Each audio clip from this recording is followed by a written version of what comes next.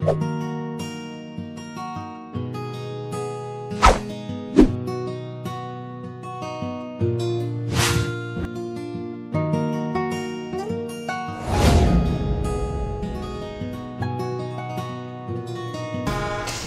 nationale, une arme contre l'ennemi du Congo, la thématique justement de la 4e édition Festival Umoja.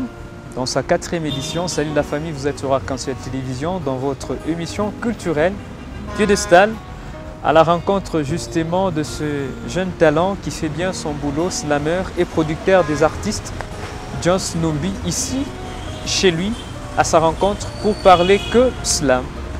Salut Joss, merci de nous recevoir chez vous. Merci beaucoup. Enchanté, c'est un plaisir en tout cas de vous recevoir chez moi. Festival Umoja, vous êtes slammer, vous êtes producteur des artistes. On peut vous découvrir à travers une petite démonstration slamique?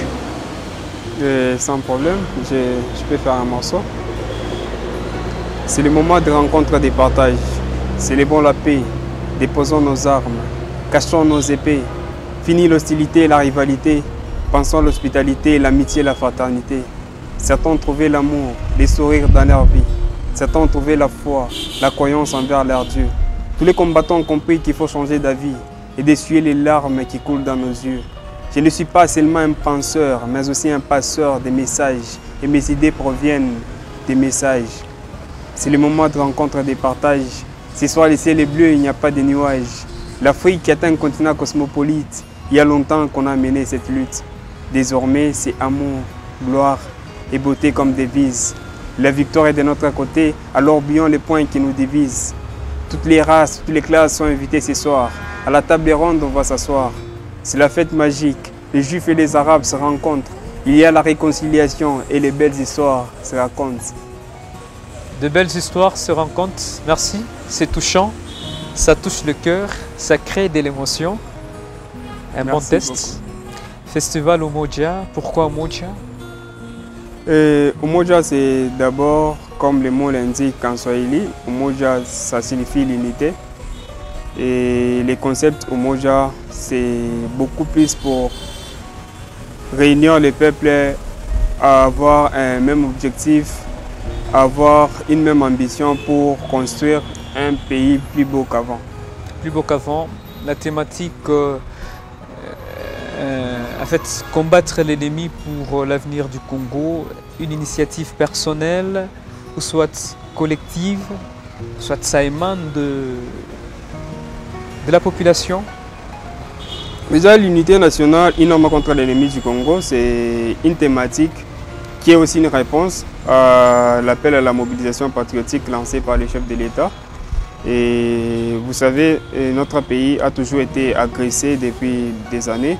Et nous, en tant qu'artistes, qu'est-ce que nous pouvons faire? Voilà pourquoi nous avons pris ces thématiques, vu l'agression qui continue à l'est de notre pays. À travers un fonds culturel, on peut aussi combattre, on peut aussi sensibiliser la population à être soudée afin de combattre l'ennemi de l'extérieur qui agresse les pays. Mais à travers l'art, parce que si c'était juste des gens qui se réunissaient et puis ils appelaient les gens à vivre ensemble, les gens ne pouvaient même pas accepter de joindre aux efforts des autres, mais à travers la culture, à travers l'art, on peut réunir toutes les couches de la population et on peut être soudés et combattre l'ennemi qui nous a toujours combattus. Et d'où est-ce que vous l'avez tiré, cette thématique, pour réunir plusieurs producteurs artistiques?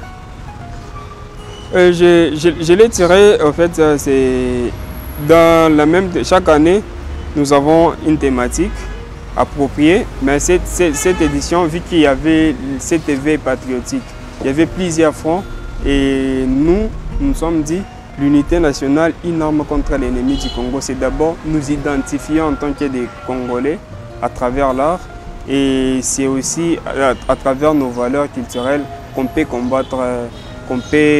combattre l'ennemi et aussi c'était ça la motivation de trouver cette thématique, l'unité nationale, une arme contre l'ennemi du Congo. De la première édition à la 4e édition, qu'est-ce que ça a changé? Si on peut retourner un tout petit peu en arrière, Joss Numbi, première édition. Déjà, la première édition, en 2021, les festivals n'étaient pas connus du grand public. Mais on s'est battu avec les moyens du bord et on avait organisé, l'accès était libre et tout. Et la deuxième édition, l'accès était payant, en tout cas les publics avaient répondu. Déjà il y avait l'évolution. La troisième édition, c'était vraiment une satisfaction par rapport à nos démarches. Et la quatrième édition, les partenaires vous appellent déjà pour vous encourager, soutenir l'événement. Je vois que les festivals ont grandi. La quatrième édition, ce n'est pas facile d'arriver à une quatrième édition d'un événement comme les festivals Umoja. Mais quelle est la particularité justement qui différencie ces trois précédentes éditions? La particularité, c'est que cette édition, on voulait d'abord s'identifier en tant que Congolais à travers les festivals Umoja. Parce que l'unité, les vivre ensemble, on ne peut pas les prêcher avec ceux qui sont de l'extérieur. On doit les prêcher entre nous. Et cette édition, la quatrième édition, vu que c'était déjà l'éveil patriotique lancé par les chefs de l'État, et nous, on a prêté main forte à travers ces fonds culturels qui se passent déjà à Kinshasa et partout. On a prêté main forte ici dans la province. Et la particularité aussi, c'est parce que cette édition, en tout cas, on a eu des grands partenaires qui nous ont appelés eux-mêmes en voyant ce que nous faisons. Ils nous appellent eux-mêmes pour venir soutenir l'événement. En tout cas, c'était quelque chose qui nous a marqué. On s'est dit, bon, donc on est sur la bonne voie. Sur la bonne voie, il y a le festival touche le Congo, ou soit la ville de Lubumbashi. Pourquoi le choix de la RDC? Est-ce que vous allez faire le déplacement dans chacune des provinces, ou soit c'est justement un événement louchois qui justement touche la RDC? Déjà que les festivals Umoja, c'est pas un événement, un festival louchois. C'est un festival qui réunit déjà presque toute la République. Déjà la troisième édition, il y avait des artistes qui sont venus de Beni, qui sont venus de Mbujimaï, qui sont venus de Kinshasa et ils ont presté. Et à la longue, on va commencer, selon les calendriers du festival, on va commencer à l'organiser dans 3 provinces. Question de ne pas être partout, mais on va organiser à Lubumbashi, dans les Grands Katanga, on va organiser à Goma, la partie est du pays, et aussi à Kinshasa. La thématique qui différencie avec la première édition, c'est laquelle? Dans la première édition, il était question de quoi dans le festival Umoja? La première édition, c'était l'unité dans la diversité. On s'est dit l'unité ne se définit pas selon nos affinités, mais dans la diversité. Parce que si on est tous des Noirs, on ne peut pas se dire qu'on est unis. Il n'y a pas des Blancs, il n'y a pas des Jaunes et tout. Il faudrait cette diversité-là, c'est ce qui définit notre unité. C'était ça déjà la première édition. Nous allons suivre la quatrième édition. Comment ça s'est passé, comment ça s'est déroulé. Il y a eu différentes prestations artistiques et puis nous allons revenir juste après pour la continuité de cette émission. C'est parti.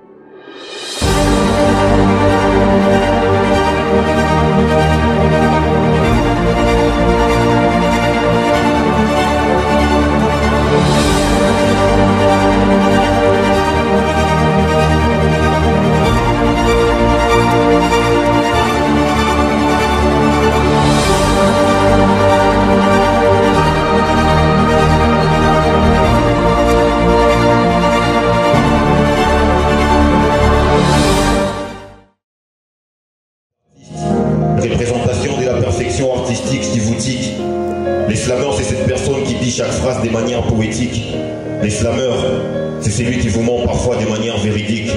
Les slameurs, c'est moi. Les slameurs, c'est Sam Kaya. Je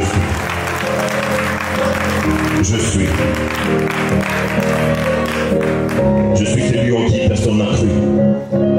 Celui qui était la cible de toutes les moqueries et de toutes les railleries. Je suis celui qui ne pouvait compter que sur deux personnes, sur lui et sur lui. Je suis celui qui vit, qui meurt avec ses... Mesdames et messieurs, les prochains, c'est Ashada. Stand up. Vous le connaissez bien, oui. Vous allez découvrir par les truchements de son spectacle. Ashada, s'il vous plaît. On l'applaudit. J'ai bien regardé. Je me suis rendu compte que à chaque réponse, ça terminait toujours avec moi l'infini. Donc mon prof, il était un amoureux de moi l'infini. Lors de l'examen, je n'ai pas travaillé, j'ai coché toujours les accessoires qui avaient le moi l'infini. J'ai obtenu... Voilà, de retour sur ce plateau des Arc-en-Ciel Télévision, vous suivez votre émission culturelle Piédestal à la rencontre de Joyce Numbi, producteur des artistes. Vous êtes producteur des artistes. Depuis quand vous avez commencé la production artistique?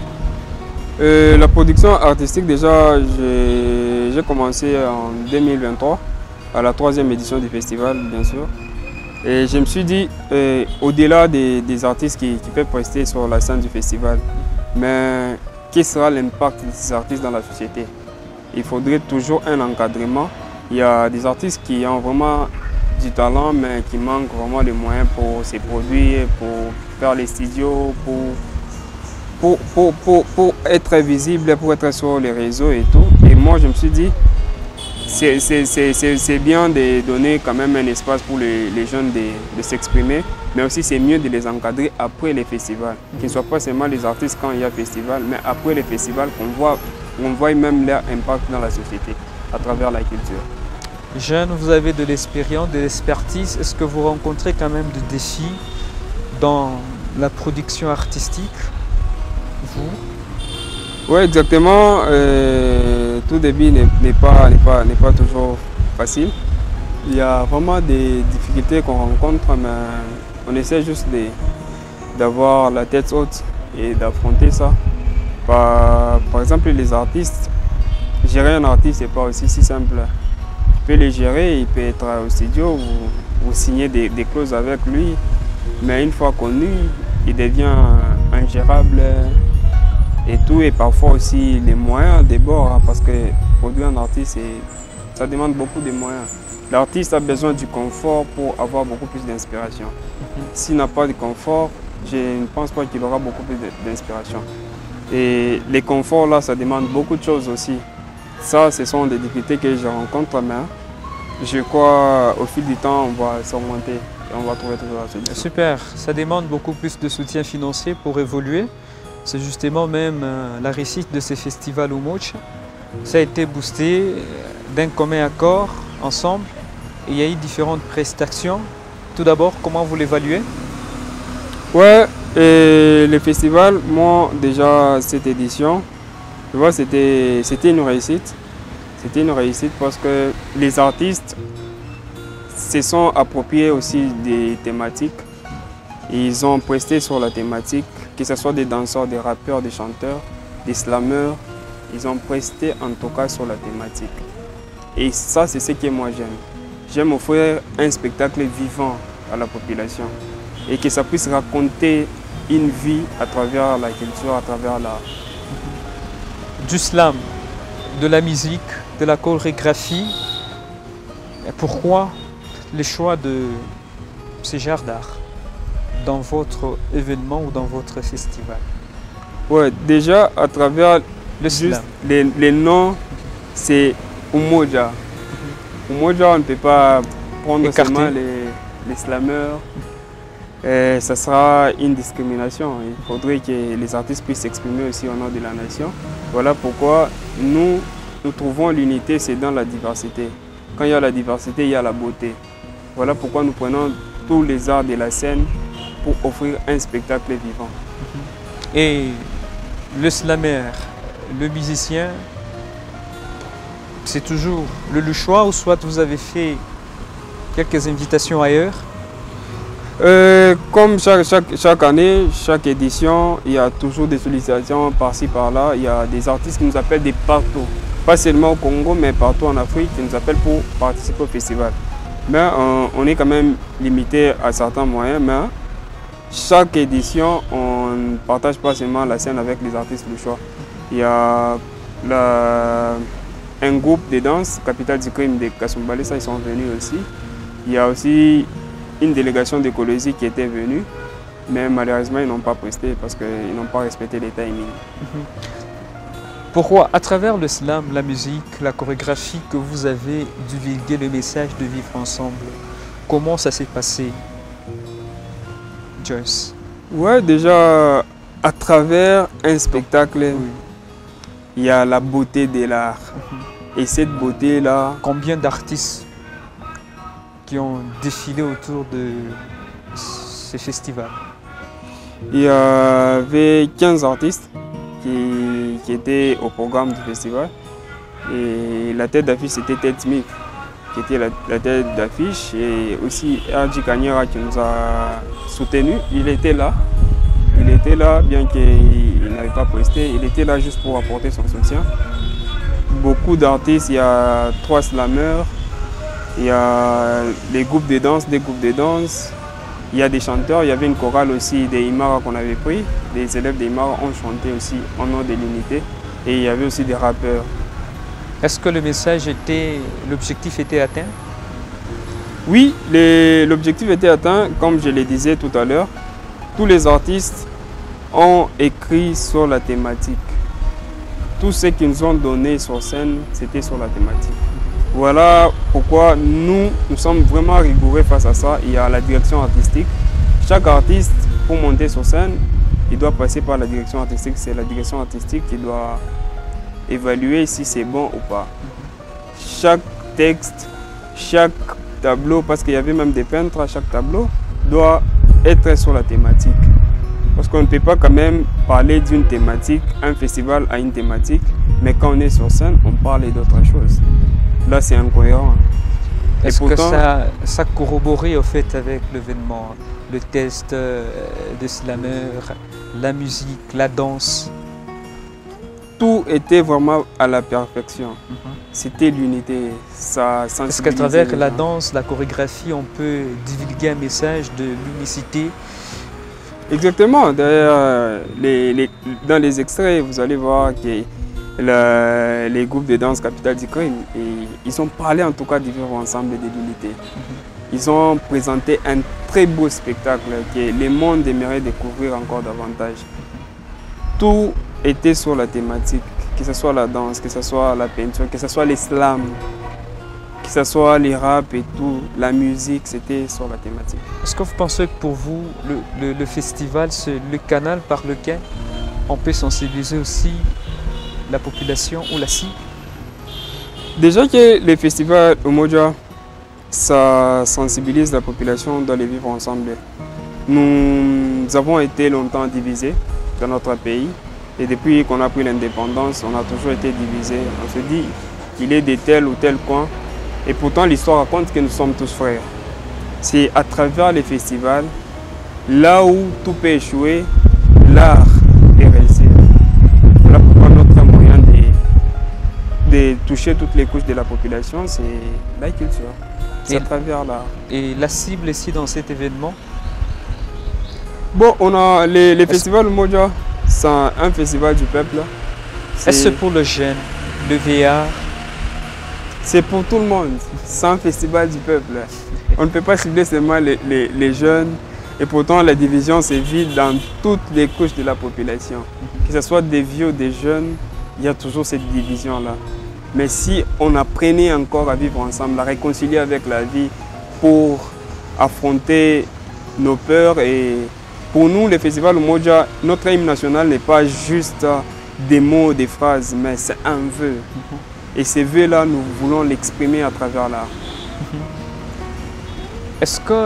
Qu'est-ce qui vous a marqué de plus dans l'événement? Joyce Nombi, en tant que producteur des artistes, qu'est-ce qui vous a touché de plus? pour que la prochaine édition soit plus que ça? Ce qui m'a touché vraiment de plus, c'est que, vous savez, la 3e édition, on avait tenté d'avoir la salle du bâtiment 30 juin. Et la dernière minute, c'était annulé. On n'avait pas eu cette salle. C'était un choc. C'était un choc. À 2 jours de l'événement, on vous annonce que vous n'aurez pas la salle. Et on était obligé de faire l'événement au musée. Et ce qui m'a vraiment touché, c'était d'abord d'avoir cette salle. De faire passer l'événement dans cette salle. Pour moi, c'est un rêve, c'est un rêve. C'était vraiment un rêve que j'ai réalisé. Je me disais, s'il y aura des grands festivals qui doivent se passer dans cette salle, moi je serai les premiers. Depuis que l'Assemblée a déménagé, moi je voulais être les premiers. Et cette fois-ci, c'était un succès. C'était ce qui m'a vraiment beaucoup marqué dans toute l'organisation, c'était ça. Et pour la prochaine édition, pour dire des nouveautés artistiques? Pour la prochaine édition, déjà la 5e, quand un enfant a 5 ans, déjà là, il doit faire l'école. La 5e édition, en tout cas, ça sera un événement historique. Ça va rester dans les annales de cette province parce qu'on va inviter un artiste, une méga star de la France qui va venir pour prester au festival Umoja. Et pourquoi vous vous intéressez à l'art? Pourquoi vous faites de l'art? L'art, en tout cas, c'est une passion, c'est une raison de vivre. Je ne peux pas vivre sans m'intéresser à l'art. J'étais sur scène, j'étais tout le temps sur scène. Quand j'ai arrêté d'être sur scène, j'évaguais à autre occupation, mais je ne me sentais pas vivant en fait. Je ne me sens pas vivant quand je ne fais pas l'art. Il y a toujours ce vide en moi, il y a cette vacuité sidérale qui est une part manquante en moi et qui me pousse toujours à faire de l'art. Et si on suspendait de l'art, que serait John Numbi? Peut-être que je cesserai aussi de vivre. Alors on va finir avec toi. Tu vas nous faire une petite démonstration pour nous dire au revoir. Ça a été un plaisir d'échanger avec toi autour de ce festival Umoja, qui justement trouve sa thématique dans l'unité, le vivre ensemble. C'est bien de vivre ensemble. C'est bien de vivre ensemble, n'est-ce pas? C'est très bien. Super. Alors, une petite démonstration en guise d'au revoir aux téléspectateurs. Je fais un slam. Justement. Exactement. J'ai continué alors les textes que j'ai arrêtés. Ce soir, le ciel est bleu, il n'y a pas de nuages. L'Afrique est un continent cosmopolite. Il y a longtemps qu'on a mené cette lutte. Désormais, c'est amour, gloire et beauté comme devise. La victoire est de notre côté, alors oublions les points qui nous divisent. Toutes les races, toutes les classes sont invitées ce soir. À la table ronde, on va s'asseoir. C'est la fête magique, les Juifs et les Arabes se rencontrent. Il y a la réconciliation et les belles histoires se racontent. Et toi, quel intérêt tu en tuant ton prochain? Tu tues ton semblable mais tu protèges ton chien. Que la paix soit à l'est du Congo, partout en Afrique, même au Togo. Que la paix soit en Russie, en Israël et partout dans le monde. Car c'est le moment de rencontre et de partage. Et l'histoire raconte que nous sommes tous frères. Pour quelques instants, je transmets ma paix. Et toi, à ton tour, transmets à ceux qui te sont chers. Chers frères, mon cœur a soif de vivre à la lumière. Par ces vers, je vous transmets ma paix. Soyez heureux car tout est fini. L'histoire raconte que nous sommes tous frères. C'est le moment de rencontre et de partage. Célébrons la paix. Déposons nos armes. Car l'histoire raconte que nous sommes tous frères. Car l'histoire raconte que nous sommes tous frères. Salut la famille, vous êtes sur Arc-en-Ciel Télévision. Paix, amour, bonheur, one love. Moi et John Numbi, on vous dit tout simplement à très vite.